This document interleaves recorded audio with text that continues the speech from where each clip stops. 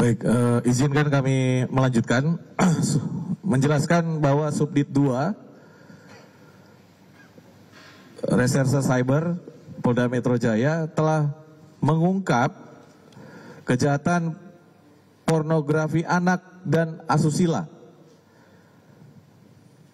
mengamankan satu orang pelaku inisial C, yaitu pada hari Rabu tanggal 16 Juni di Provinsi DKI Jakarta, di mana pelaku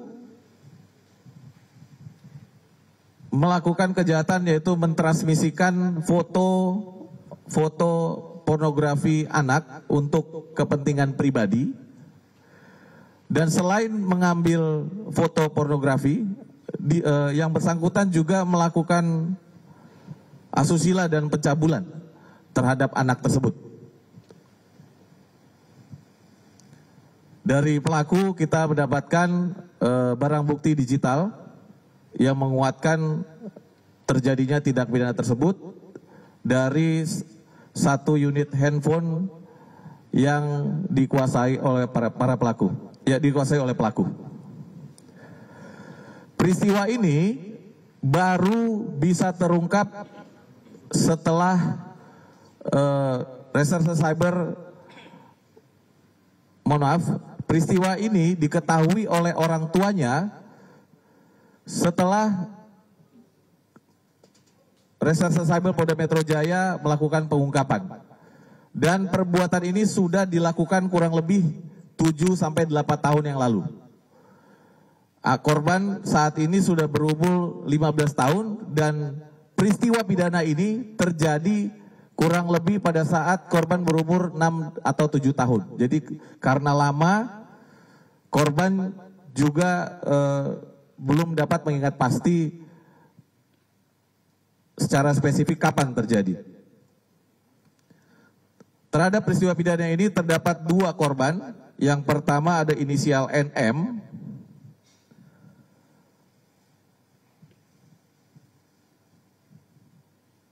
anak di bawah umur 15 tahun. Jadi terhadap NM adalah tetangga dan juga masih berhubungan keluarga jauh dengan pelaku C. Jadi mereka tinggal di dalam satu kawasan dan pelaku ini sering bertemu. Jadi karena dia masih anak-anak, kurang lebih kelas 1 dan 2 SD pada saat itu, sering dibujuklah dan diajak oleh pelaku ke dalam rumah dan kamar pelaku.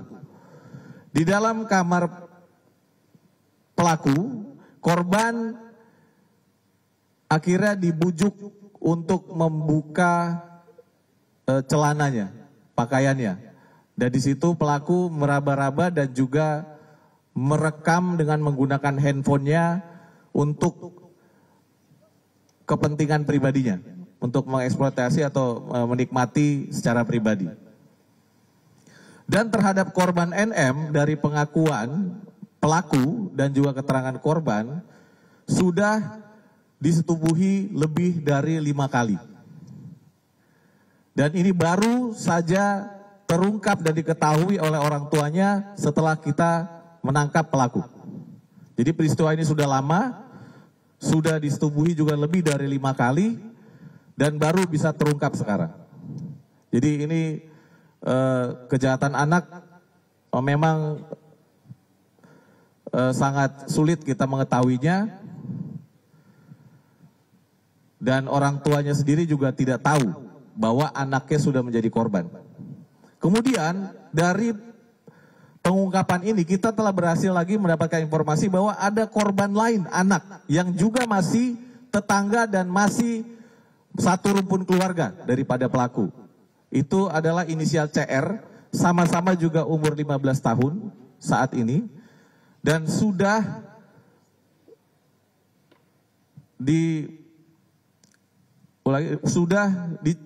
difoto dan terhadap yang kedua tidak disetubuhi, dia hanya dicabuli, hanya dipegang-pegang saja alat rumah. Jadi setelah difoto dan juga diraba oleh pelaku. Peristiwa ini juga sudah lama terjadinya, sudah kurang lebih 6-7 tahun yang lalu, pengakuan daripada korban. Terhadap penanganan perkara ini kita akan bekerja sama dengan Kementerian PPA melalui UPTD Perlindungan Perempuan dan Anak, memberikan pendampingan secara psikologi dan memulihkan psikologi daripada anak dan orang tua.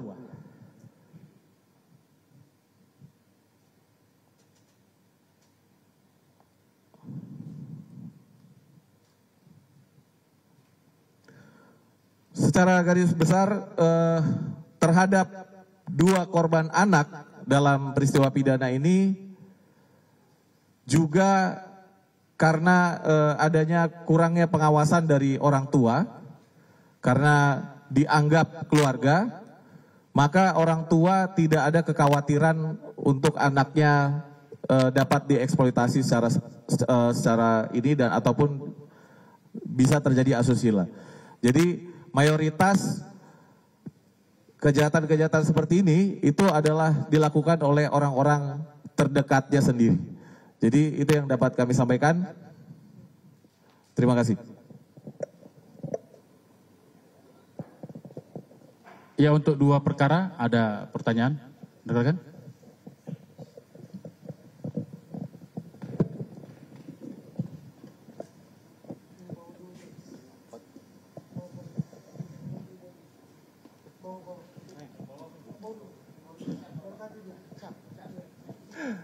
Ya, terima kasih Pak Wadir. Selamat siang, saya Niko Agriawan dari Kompas TV. Izin bertanya Pak, terkait dengan 2 perkara terakhir tadi. Kan ada pendampingan secara psikologis terhadap anak korban. Dan kemudian ada salah satu anak yang dikembalikan kepada adik kandung dari korban. Ada adik kandung dari ibu korban yang saat ini merawat si anak tersebut. Dan tidak ada gangguan psikologis sekarang. Kalau misalnya nanti ada gangguan psikologis yang dihadapi oleh si anak tersebut, apakah nanti ada tindakan lanjutan dari polisi? Terima kasih, itu saja Pak.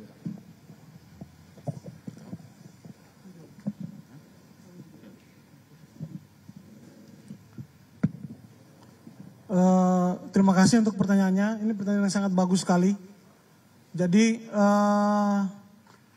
kecenderungan ketika seorang anak itu menjadi korban kejahatan, apalagi kejahatan terhadap seksual, kecenderungan ketika nanti dia besar, dia memiliki potensi. Ini saya ngomong memiliki potensi ya, memiliki potensi untuk menjadi pelaku.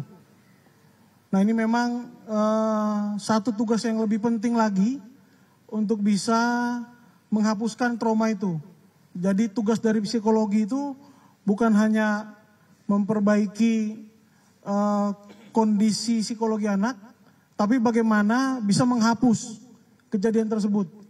Karena ibarat kertas putih, seorang anak ketika dilakukan sesuatu terhadap dia, maka dia akan mengingat.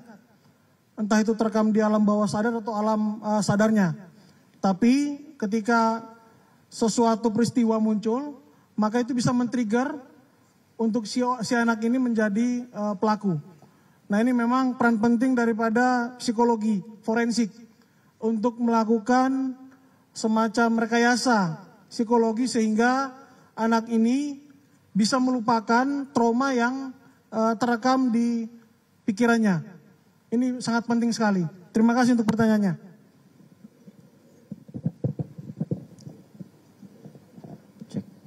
Ya, izin Pak Fadil dari Detikom.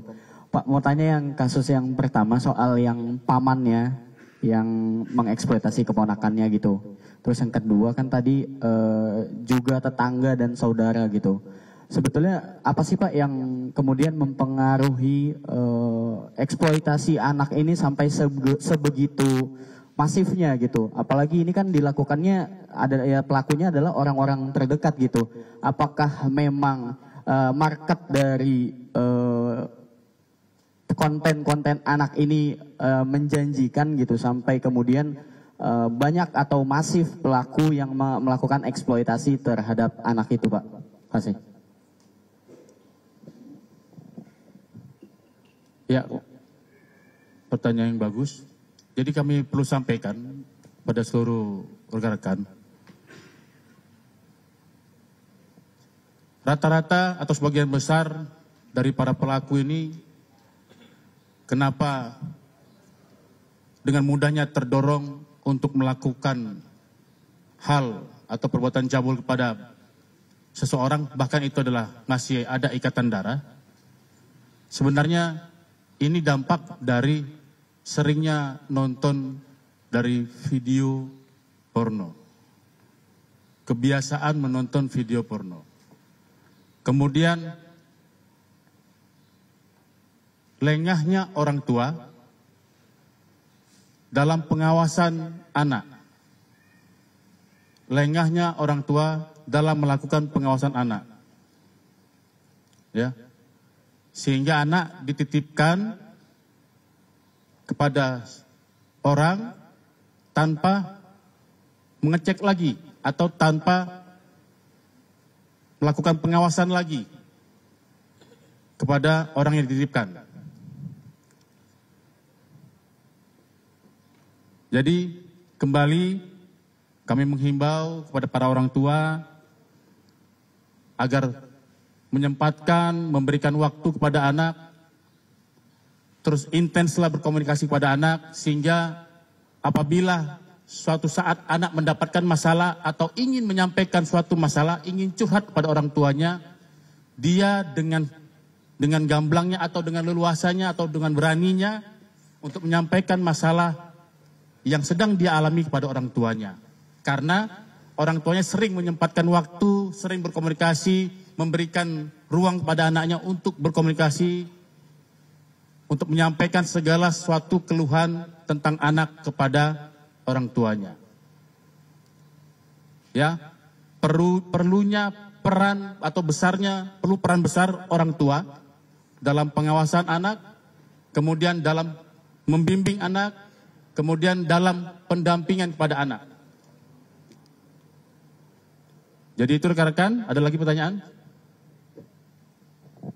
Pak Renard dari Harian Kompas, mau tanya tadi kan tip off dari informasi ini kan datang dari lembaga dari Amerika ya Pak ya, dari NCMEC. Apakah memang temuannya itu Google Drive ini beredar di sosial media ataupun warga di sana atau seperti apa? Lalu tadi soal transmisi Google Drive ini apakah lewat Telegram, WhatsApp ataupun X atau seperti apa ya Pak ya? Ya. Baik, akan saya jawab ya. Terkait dengan sumber informasi.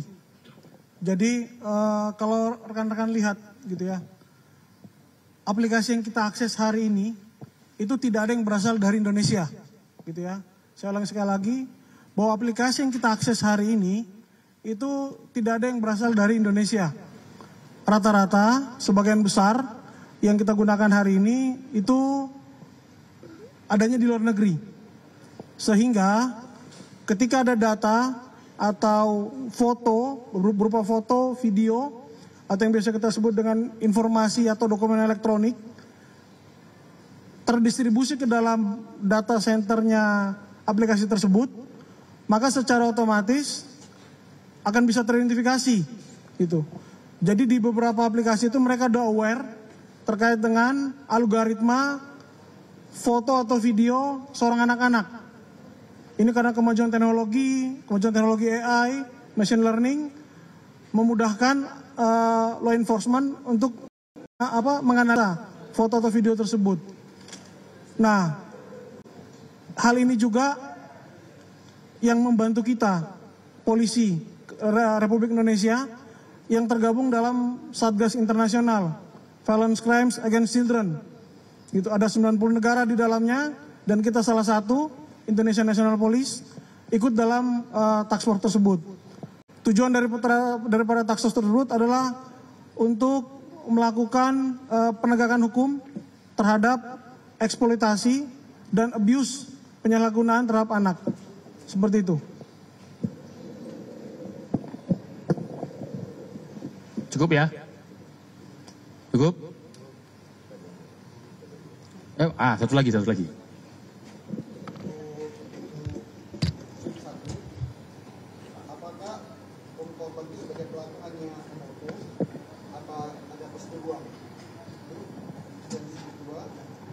Korban anak MM, apakah si anak tidak mengalami perubahan?